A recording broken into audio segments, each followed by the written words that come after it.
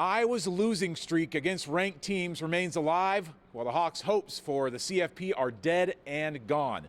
No denying the fact that this is one of the best games that we've seen at Kinnick Stadium in recent years, but Oregon with just too much in the tank for the Iowa defense. An historic matchup in the new Big Ten, Iowa and Oregon meeting for the first time since 1994. The Hawkeyes haven't won a game against the Ducks since 1949.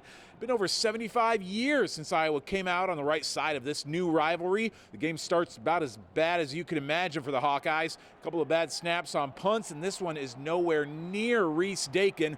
He's got to boot it out of his own end zone for a safety, and Iowa is already in a 2-0 hole. Oregon is driving late in the first quarter, trying to pad that lead, but Dante Moore is picked off by Deshaun Lee. His second interception of the year keeps Iowa in this game.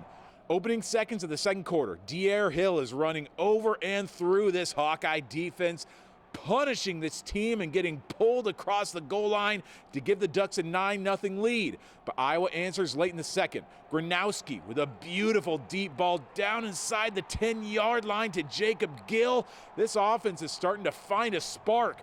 And then it's the return of tight end U. Gronowski swings it out to DJ Vanami, the redshirt freshman, with his first touchdown as a Hawkeye, first TD by an Iowa tight end since September of last season.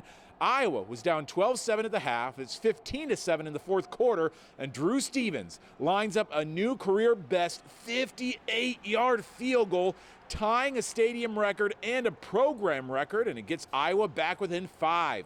Late fourth quarter, it's gut check time. A drive that started on their own 7-yard line on 3rd and 5. Gronowski to Vanami, a 40-yard pickup to keep this team driving. The Hawks are down in the red zone now. From the 3-yard line, it's go Gronowski. Iowa takes its first lead of the day, 16-15. Gronowski has now scored a rushing touchdown in every game this season. But there's still almost 2 minutes on the clock, and that is a lot of time for this Oregon offense. Dante Moore, Dante and the Ducks moving right down the field. They settle for a field goal attempt with 7 seconds on the clock. Atticus Sappington from 39 yards away. He buries a field goal and breaks the hearts of Hawkeye fans. No longer in the playoff hunt, no longer in the Big Ten title hunt, a crushing loss for the team that let a top 10 win slip through their fingers. They put together a good drive there at the end of the game, and there's things we could have done better throughout the whole game. And it wasn't just that one drive. That's the reason why we lost. It's not. There are many other things we could have done better to win that football game. But credit to them, they're a really good football team. Sometimes it just happens, like we weren't good enough today.